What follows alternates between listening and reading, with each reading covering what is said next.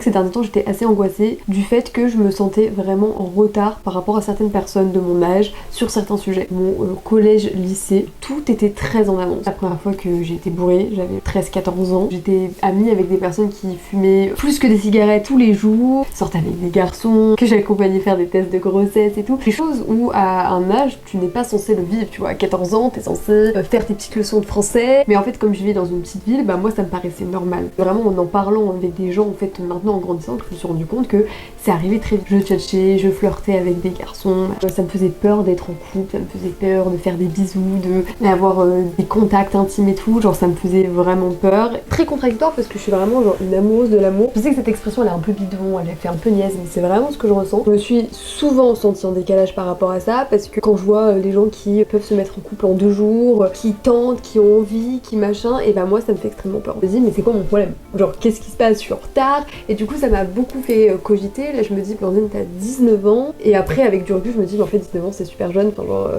tranquille. Je me souviens très bien en 3ème flirter avec un garçon que j'aimais vraiment bien. Et je sais pas, j'assumais pas trop d'avoir des sentiments, de sortir avec quelqu'un. Je trouvais que c'était une énorme responsabilité à tenir, de devoir affirmer aux gens bah oui j'aime cette personne, oui je trouve belle cette personne. C'est horrible, je sais pas pourquoi mais j'avais vraiment cette peur qu'on me voit, qu'on voit ma vulnérabilité, je sais pas. En seconde, je me dis bon Blandine t'arrives au lycée, genre ça suffit les conneries, ça serait cool que tu sortes avec quelqu'un. Et bah il se trouve qu'une occasion se présente, un garçon est intéressé par moi, wouh, on est content. On se lance, ça peut être cool. Et sauf que bon, je suis pas très bien tombée, désolée si tu vois cette vidéo, mais c'est ce que je pense.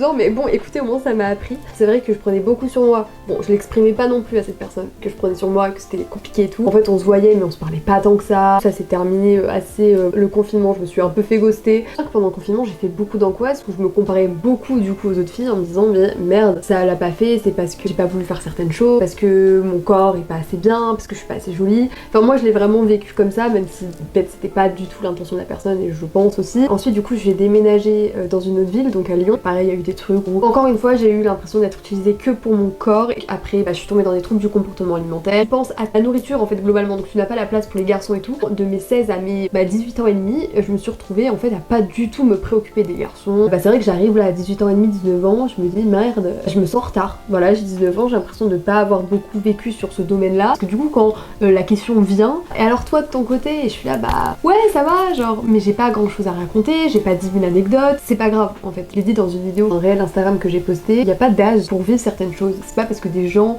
ont été en couple à 16 ans, ont fait des choses à 16 ans, que tu n'as pas fait toi encore à l'heure d'aujourd'hui alors que t'es je sais pas à 23 ans. Chacun son rythme. J'ai eu souvent ce questionnement, cette culpabilité un peu envers moi-même de me dire qu'est-ce qui va pas chez toi, parce que bah, je suis en école de commerce, donc forcément école de commerce, des soirées, tout le monde s'envoie un peu en l'air de droite à gauche et c'est vu un peu comme un jeu d'enfant. Du coup toi t'es là, mince bah, moi ça me fait peur. Pas tout le monde a vécu les choses que t'as vécues. Si tu réagis d'une certaine manière c'est qu'il y a une raison. Il n'y a pas de bonne façon de faire et il faut pas se sentir coupable de refuser certaines choses. Bah, j'ai envie de faire comme les autres, j'ai envie d'être intégrée dans le groupe. C'est courageux d'avoir su dire non. C'est une force en fait, de juste s'affirmer. Si des personnes vous forcent à faire certaines choses ou alors disent ah mais t'es pas cool ou ah on va pas t'inviter ou te font du chantage, te rabaissent parce que tu ne fais pas certaines choses que tu n'as pas envie de faire, bah alors ne reste pas avec ces gens, c'est ça le vrai problème. Alors oui c'est dur de partir, c'est dur de trouver d'autres amis, d'autres gens avec qui rester, vis ta vie comme tu l'entends. Encore une fois, je trouve ça vraiment fou la psychologie humaine, toutes les choses, tout ce qu'on prend comme grave, comme responsabilité qui en fait en soi ne le sont pas.